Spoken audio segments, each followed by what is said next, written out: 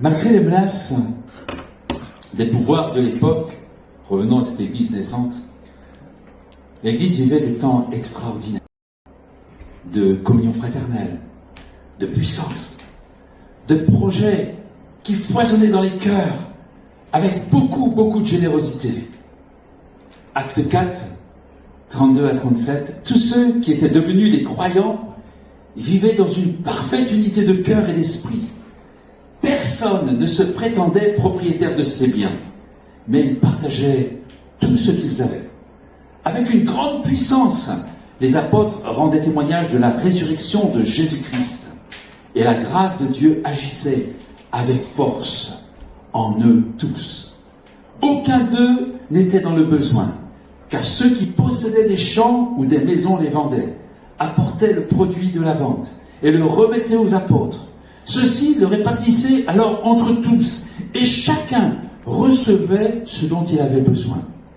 C'est ainsi que, par exemple, un certain Joseph possédait un terrain. C'était un lévite originaire de Chypre. Les apôtres le surnommaient Barnabas, ce qui veut dire l'homme qui encourage. Il vendit son terrain et apporta l'argent et en remit le produit aux apôtres. Chacun voulait apporter son empreinte, son projet dans le projet de Dieu. C'était une église qui était enthousiaste. C'était plein de feu, plein de zèle, plein d'enthousiasme. Voici, au milieu de cet enthousiasme, un couple pris dans la vague de zèle ont ce désir de servir Dieu et l'œuvre de Dieu. Et ainsi, ils vont avoir le projet de vendre une propriété pour bénir l'œuvre de Dieu. Personne ne les obligeait à le faire. Même Dieu ne leur demandait pas cela.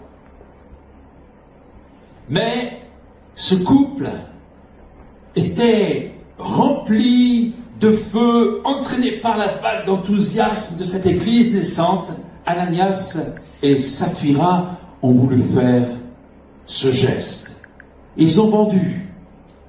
Et ils ont fait croire qu'ils avaient donné tout le prix de la vente pour l'œuvre de Dieu. Mais en réalité, ils avaient ponctionné une partie pour leurs besoins.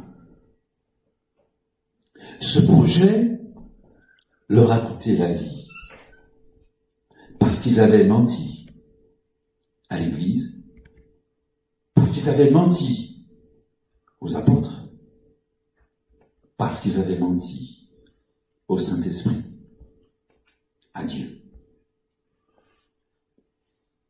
Pierre lui dit, Ananias, comment as-tu pu laisser Satan envahir à tel point ton cœur? Tu as menti au Saint-Esprit en cachant le prix réel de ton champ pour en détourner une partie à ton profit. N'es-tu pas libre de garder ta propriété? Ou même, après l'avoir vendue, ne pouvais-tu pas faire de ton argent ce que tu voulais? Comment as-tu pu décider en toi-même de commettre une telle action? Ce n'est pas à des hommes que tu as menti, mais à Dieu. Le projet de donner a, je crois, véritablement germé dans le cœur d'Ananias et Saphira. C'est vraiment un projet qui venait de leur cœur dans une période très favorable à la multiplication des dons, à cet engouement à se donner pour l'œuvre de Dieu. C'était tellement enthousiasmant. Et Ananias et Saphira, emmenés par ce flot d'enthousiasme, bien qu'ils étaient libres de le faire, de ne pas le faire, ils se sont engagés publiquement à tout donner, à donner leur bien. On pourrait aussi dire à donner leur vie. Comme on peut le faire un jour, Seigneur, je te donne toute ma vie. Je crois que Dieu était au cœur même de cet enthousiasme.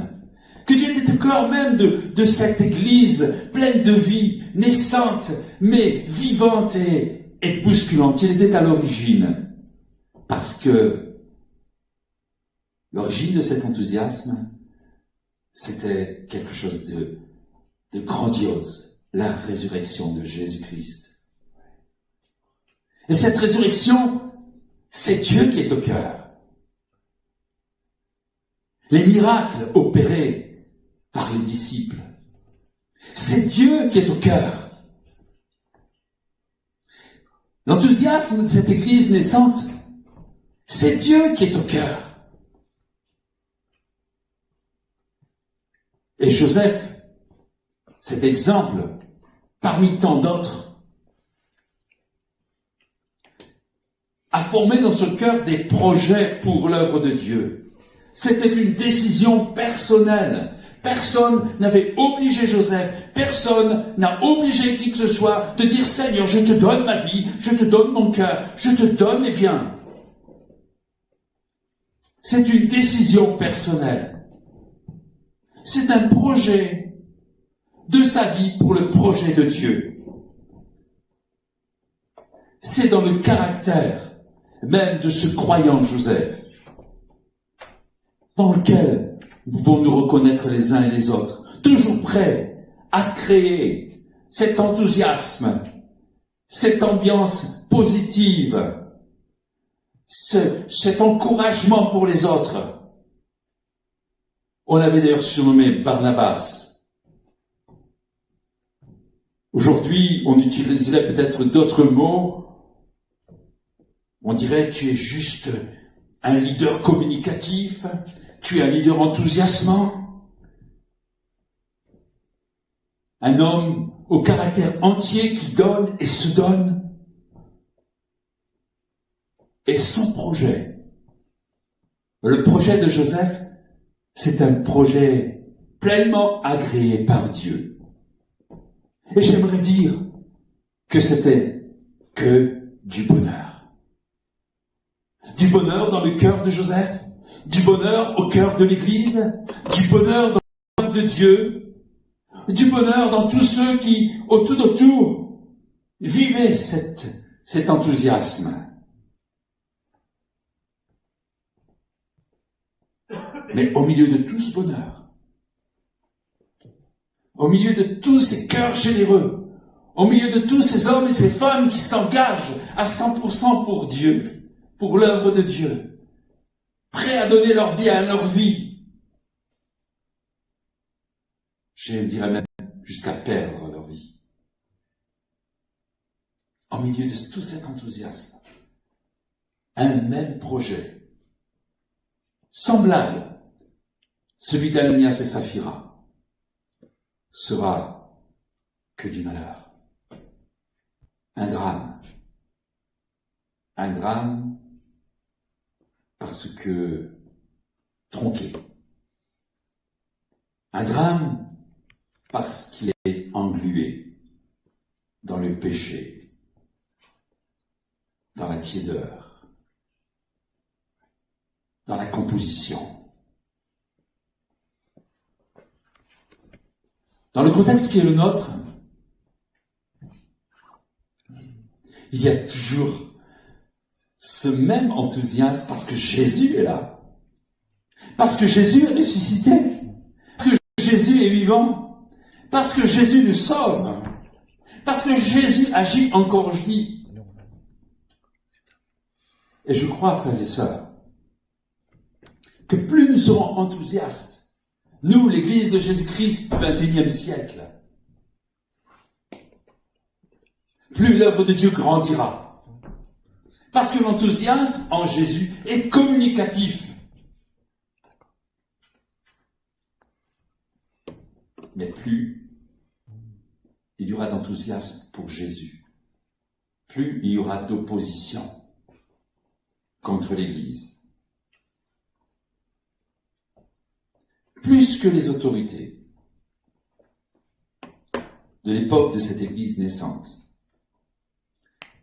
l'adversaire cherche à museler l'Église afin de mettre en sourdine la bonne nouvelle de l'Évangile. Dans le contexte dans lequel nous vivons, coronavirus, ce n'est pas une punition de Dieu. Moi, je crois que c'est une tentative de déstabilisation de l'Église, entre autres. Combien d'églises fermées aujourd'hui à cause de cette épidémie? Combien de frères et sœurs atteints de ce virus? Combien de frères et sœurs décédés? Je ne peux pas ne pas penser à nos frères et sœurs d'église de Mulhouse.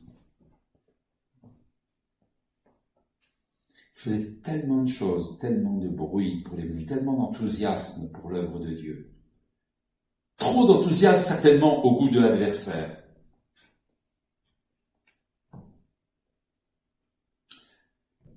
Céderons-nous à la panique? Ou alors, comme l'Église naissante, qui devait se taire,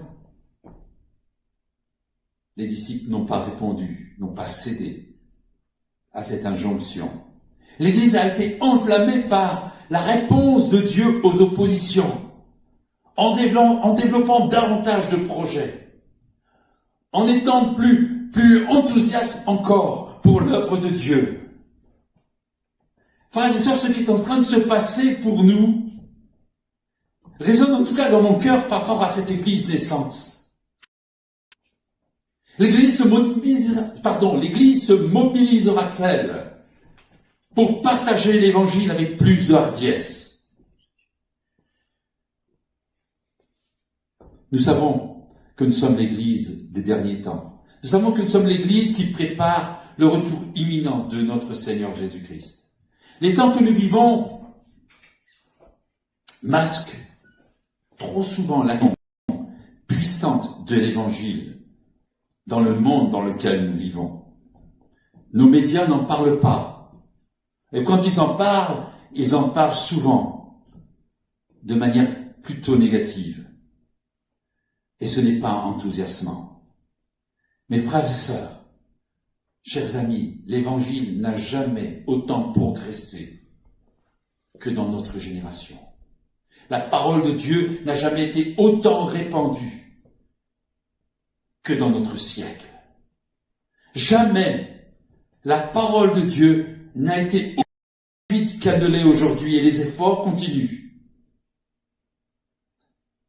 Et dans le même temps, jamais l'Église n'a été autant persécutée. Si nous prenons conscience ce matin de la propagation de l'Évangile, si nous prenons conscience de ce qui est en train de se passer, oh certes, c'est pas annoncé sur les écrans de télévision, ce n'est pas annoncé dans tous les médias, mais l'Évangile progresse. Alors si nous recevons ce matin cette dimension de la progression de l'Évangile, alors nous serons enthousiastes. Permettez-moi d'être peut-être un peu direct. Coronavirus peut tuer entre nous. Des extrémistes peuvent massacrer des chrétiens. Mais les héros de la foi ne s'arrêteront pas là. Je veux être cet héros de la foi. Est-ce que ce matin tu peux dire avec moi, je veux être cet héros de la foi? Ceux dont le monde n'était pas digne. Hébreux 11, 38 à 40. Errant dans les déserts et les montagnes, dans les cavernes et les antres de la terre, tout cela à la foi desquels il a été rendu témoignage, n'ont pas obtenu ce qui leur a été promis, Dieu ayant en vue quelque chose de meilleur pour nous, afin qu'ils ne parvinssent pas sans nous à la perfection. Oui, tous ces héros avaient des projets pour Dieu, à la dimension de leur foi. Tous ces héros pour Dieu avaient des projets à la dimension de leur enthousiasme pour et dans l'œuvre de Dieu. Ils ne sont pas morts parce qu'ils avaient menti au Saint-Esprit, mais ils sont morts parce que leur projet pour Dieu dérangeait le diable et ses armées. Quel est le projet dans nos cœurs qui est en train de bouillonner en nous pour l'œuvre de Dieu? Quel est notre enthousiasme pour l'Église dans ce 21e siècle? Moi, je crois, frères et sœurs, chers amis, que l'on peut présenter à Dieu nos projets. Bien sûr, comme Pierre le disait, Ananias et Saphira, tu as le droit de faire ce que tu veux. J'ai le droit de faire ce que je veux. Il y a une chose que j'aimerais souligner. Ne triche pas avec Dieu. Ne dis pas à Dieu, je te donne toute ma vie et que tu gardes 50% pour toi. Ne dis pas à Dieu, je veux te servir et chercher dans ce service juste à t'honorer.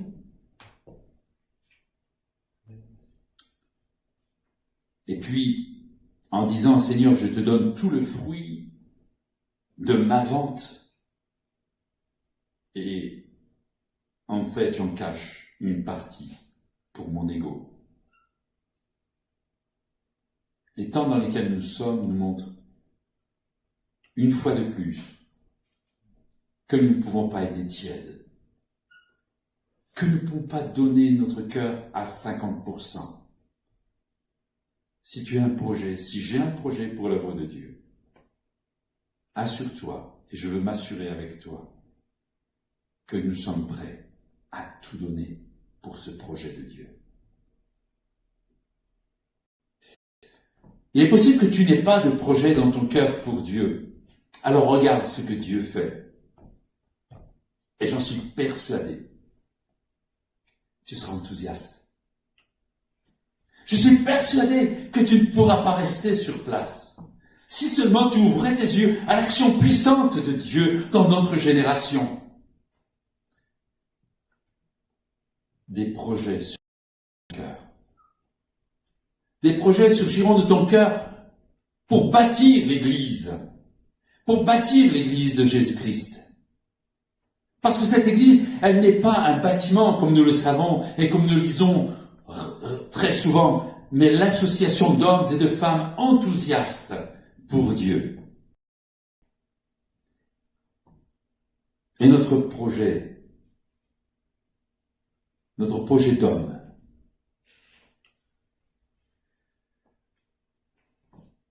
sera le projet de Dieu en Jésus-Christ. Parce que c'est quelque chose que Dieu va mettre dans ton cœur. Et moi je crois, frères et sœurs, tout particulièrement, peut-être aussi parce que je suis pasteur de l'église de Vernon,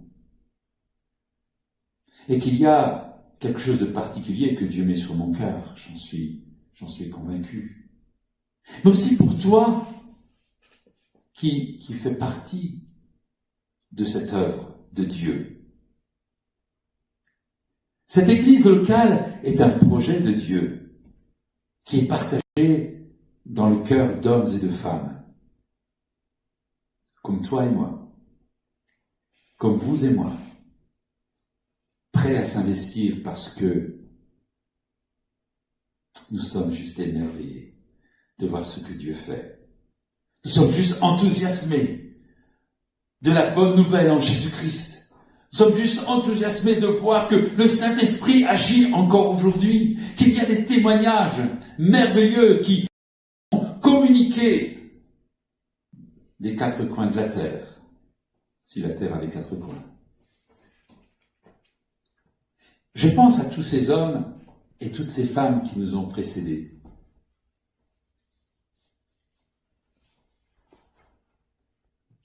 Relisez l'histoire de l'église de Vernon ou d'autres églises. Faites-vous raconter cette histoire. Ces hommes et ces femmes qui ont formé dans leur cœur ce projet d'église pour la ville de Vernon. Économisant, donnant, pourvoyant, se dépensant pour permettre à l'évangile d'être vu, entendu dans la ville de Vernon, dans ses alentours et bien plus loin encore. Je pense à cet homme avec sa mobilette qui partait de Vernon pour aller jusqu'au Mureau, pour aller frapper à une porte et apporter la bonne nouvelle à une famille. Je pense à ce pasteur qui prenait son vélo et qui partait d'Elbeuf pour venir dans la ville de Vernon, pour annoncer l'évangile. Je pense à tous ces hommes et ces femmes qui ont fait des efforts, qui se sont, entre guillemets, serré la ceinture pour que l'église naissante, ici à Vernon, puisse devenir ce que nous connaissons aujourd'hui. Permettez-moi de dire, ces héros de la foi, qui dans ce baraquement annonçaient la bonne nouvelle en un Dieu tout-puissant. Ils avaient un projet dans leur cœur, un enthousiasme débordant, prêts à dépenser et à se dépenser, prêts à donner et à se donner, et prêts à s'abandonner pour l'œuvre de Dieu, pour répandre l'évangile. Ils y ont mis leur cœur, leurs moyens à la hauteur de ce projet. Combien d'heures passées à pied, à vélo, à mobilette, en voiture, pour semer l'évangile. Pense à mon frère Jean Weber. Alors que j'avais une vingtaine d'années, 25 ans, jeune marié, et que je voyais ce frère, avec quelques difficultés de vue, se lever à n'importe quelle heure du jour ou de la nuit, pour aller prier pour un enfant malade, pour soutenir une famille dans les arrois, pour communiquer la foi, se dépensant encore. Des hommes et des femmes finalement très ordinaires, comme vous et moi, ont rêvé l'église à Vernon. On pourrait parler aussi des autres villes, mais j'aime parler de nous, de notre ville. Des hommes et des femmes qui ont rêvé l'église à Vernon et se sont donnés. Et nous sommes, frères et sœurs, au bénéfice de ces hommes et de ces femmes. Qu'en sera-t-il demain? Parce que c'est aujourd'hui que nous construisons demain. Comme c'est aujourd'hui que nous voyons le fruit de ce travail des hommes et des femmes du passé, qui ont travaillé avec leurs faibles moyens, avec leurs petits dons, mais qui ont permis des choses extraordinaires. Comme l'église des premiers temps, comme cette première église, moi je crois, frères et sœurs, que ce qui a fait la différence, c'est l'enthousiasme qu'ils avaient pour l'œuvre de Dieu. l'enthousiasme de la foi en Jésus-Christ, à défier les persécutions, les difficultés, les maladies. Et cela a permis que cet évangile traverse les âges pour arriver jusqu'à nous. Y a-t-il une plus belle cause, un plus beau projet que celui d'annoncer la bonne nouvelle de l'Évangile?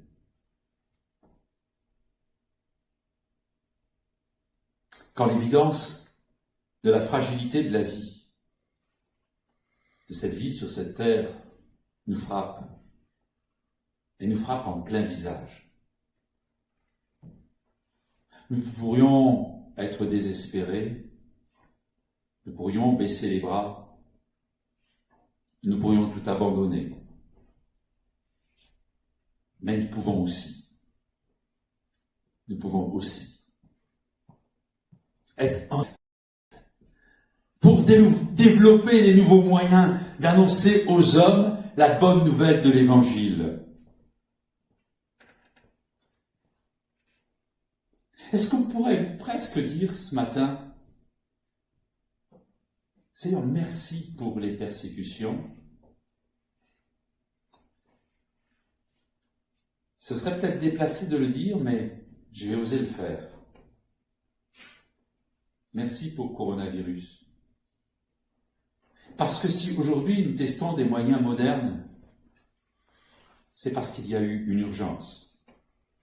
Et c'est bien souvent parce qu'il y a des urgences que soudain notre enthousiasme pousse à dire non, on ne va pas empêcher, on ne va pas museler l'Évangile. On veut, malgré cela, propager l'Évangile. Et je sais que le message de ce matin va dépasser la ville de Vernon et va être entendu bien plus loin, au-delà de ce que nous pouvons penser et imaginer. Alors, réjouissons-nous, frères et sœurs, non pas pour coronavirus, mais réjouissons-nous de ce déploiement de ces moyens modernes au service de l'Évangile. Et plus nous serons nombreux à vivre, à développer la proclamation de l'Évangile avec enthousiasme, plus il y aura de projets qui germeront dans les cœurs, et plus il y aura un impact dans notre génération pour l'Évangile de Jésus-Christ. Oui, je crois qu'il nous faut ensemble prier pour que cet enthousiasme qui est dans un cœur puisse être communicatif pour les cœurs des uns et des autres, et qu'il pousse même les plus timides à oser un projet de Dieu. Alléluia. Ensemble, nous pouvons rêver l'annonce de l'Évangile. Ensemble, nous pouvons mettre en œuvre des moyens pour développer cet enthousiasme et l'annonce de l'Évangile dans nos villes, nos villages, nos campagnes, parce que ce beau message de l'Évangile, tout le monde doit l'entendre. La foi en Jésus, elle mérite. L'œuvre de Jésus mérite une croissance dans notre génération. Une croissance qualitative. Il faut qu'on sorte du religieux. Il faut qu'on sorte des masques religieux pour entrer pleinement, tous, dans une foi vivante, dans un enthousiasme pour l'œuvre de Dieu, dans ce désir de voir l'Évangile prospérer et se répandre, et voir nos voisins, nos collègues de travail venir à Jésus-Christ, non pas parce qu'on va les bassiner avec Jésus, mais on va démontrer que la vie avec Jésus, c'est une vie enthousiasmante. La foi en Jésus, elle mérite. La bonne nouvelle de l'Évangile mérite une croissance quantitative. Moi, je prie, Seigneur, que ce cliché de secte puisse être balayé parce que l'Église va avoir un visage d'accueil, de relations véritables, de main tendue, de soutien aux plus faibles, pour une dimension de vie qui dépasse les quelques années que nous passons sur la terre. Redonner de l'espérance à des hommes et des femmes qui ont perdu tout espoir. N'est-il pas là le plus beau projet pour aider l'autre à passer d'une vie d'errance à une vie d'espérance? Pourquoi mon prochain, pourquoi l'autre ne pourrait pas croire que la vie en Jésus donne la vie après la mort? Si nous vivons avec enthousiasme les projets qui annoncent cette bonne nouvelle en Jésus, tout le monde doit savoir, alléluia, que Jésus n'est pas un mythe, n'est pas une religion, mais une espérance certaine d'une vie après la mort. Si les hommes aujourd'hui sont capables de se mobiliser pour se protéger contre un virus mortel en investissant des milliards, capables de mettre en péril l'économie d'un pays, l'économie du monde, pour sauver des vies, afin que des personnes puissent vivre quelques années supplémentaires. Oh, frères et sœurs, chers amis, serons-nous capables de nous mobiliser davantage encore contre l'athéisme, contre l'humanisme, contre tous ces ismes qui sont juste une religion mortelle? Sommes-nous capables de dépenser des milliards d'argent, des milliards de secondes pour sauver, non pas pour quelques mois ou quelques années, mais pour sauver pour l'éternité des hommes et des femmes? Serons-nous capables, comme ces héros de la foi, à mettre en péril nos vies pour sauver des vies, pour l'éternité? Alors à ces questions, j'aimerais répondre pour vous et pour moi, si vous êtes d'accord. Je serai capable de mettre des milliards, si j'avais ces milliards. Mais si j'ai des centaines d'euros, je suis capable de mettre ces centaines d'euros pour que des hommes et des femmes soient sauvés. Non pas pour quelques mois, mais pour l'éternité. Est-ce que je serais capable de donner des secondes et des milliards de secondes, ces jours que Dieu me donne pour vivre sur cette terre, à profit, pour que des hommes et des femmes puissent être sauvés, non pas pour quelques minutes, mais pour l'éternité? J'aimerais demander aux musiciens si on pouvait revenir maintenant ensemble. Faisons, frères et sœurs, chers amis, de chaque situation une opportunité pour faire connaître la bonne nouvelle de l'Évangile. Cet Évangile qui en vaut la peine, cet Évangile qui brûle dans mon cœur, cet Évangile pour lequel je vis. Et je fais tout, et je veux faire tout avec vous pour la gloire de Dieu. Tout ce que nous faisons, faisons-le pour sa gloire. C'est une invitation d'apôtre. Faisons-le, frères et sœurs. Vous êtes d'accord avec moi? On va prendre un temps pour prier avant de laisser le groupe de louanges nous emmener dans un dernier chant de louanges pour dire: Seigneur, me voici. Me voici pour te servir. Me voici pour t'honorer. Me voici pour faire ta volonté. Mais Seigneur, il y a quelque chose qui brûle dans mon cœur. J'aimerais te le présenter. J'aimerais te dire ce que je voudrais faire. Moi, je crois, Seigneur, je crois que chacun d'entre nous, Dieu y dépose un projet. parce qu'il veut que sa maison, les hommes et les femmes qui composent sa maison, soient encore plus beaux que ce qu'ils ont été hier. Si hier des hommes et des femmes ont su se donner et donner, ont su s'abandonner pour l'œuvre de Dieu et faire que l'église de Vernon aujourd'hui est un phare dans cette ville, je crois qu'il y a encore, vous et moi, plein d'enthousiasme pour dire Seigneur, me voici. Seigneur, maintenant, dans un temps tellement sérieux, si nous t'avons dit, je te donne ma vie. Si souvent,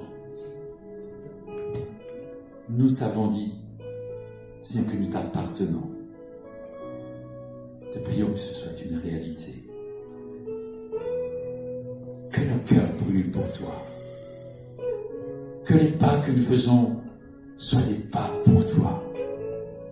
Que les actions que nous accomplissons soient des actions pour toi. Que les rêves qui sont dans nos cœurs soient des rêves pour toi. Seigneur, vers qui d'autre irions-nous qu'à toi? Seigneur, tu es le centre. Tu es la vie, tu es notre vie. Pardonne que dans ces moments tellement perturbants,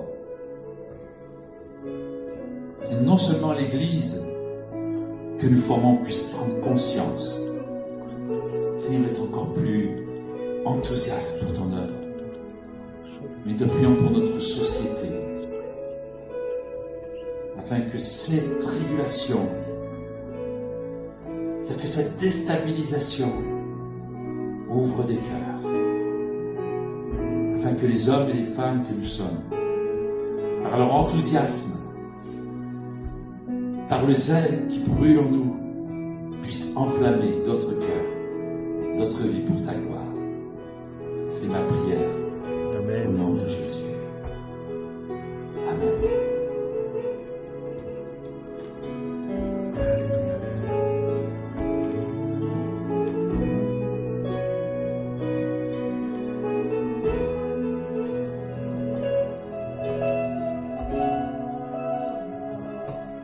À travers la nuit, sa lumière jaillit. Dieu est bon, Dieu est bon, en tout temps. À travers la nuit encore.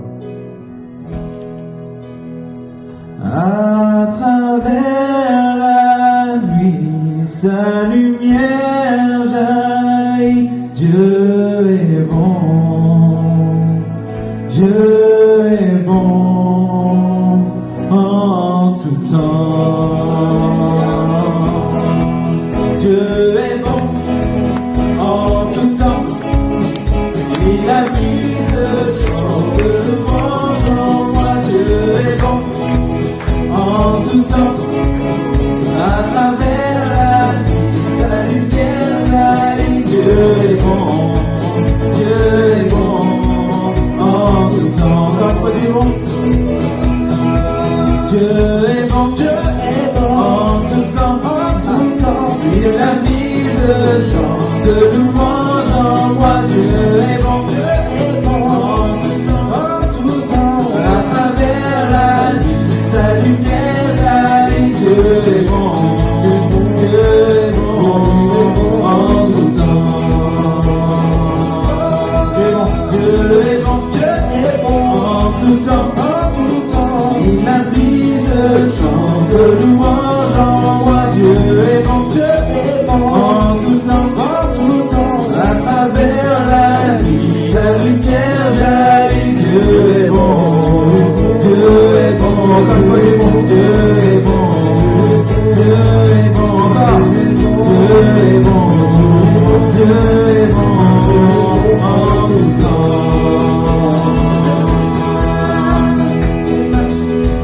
Dans les ténèbres, et l'ombre t'envahit. Ne crains pas, il te guide et il te protégera. Il a promis d'être avec toi, jamais il ne t'abandonnera. Dieu est bon, Dieu est bon, en tout temps, il a mis ce chant de louange en moi. Dieu est bon, Dieu est bon, en tout temps, à travers la nuit, sa lumière jaillit. Dieu est bon, Dieu est bon, Dieu est bon, en tout temps. Nous étions si indignes, mais il est mort pour nous tous. Il nous remplit de son esprit. Maintenant nous déclarons que son amour dure à jamais et ses bontés pour l'éternité. Dieu est bon, Dieu est bon, en tout temps. Il a mis ce chant de louange en moi. Dieu est bon, Dieu est bon, en tout temps, à travers la nuit, sa lumière jaillit. Dieu est bon, Dieu est bon, en tout temps. Dieu est bon, Dieu est bon, Dieu est bon, en tout temps. Bénissons le Seigneur pour sa présence durant ce temps.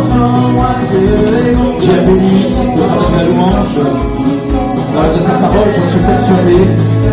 Mais Dieu aussi a béni au travers de la technique, et j'aimerais vraiment remercier Vincent et Aaron qui sont dans le secret.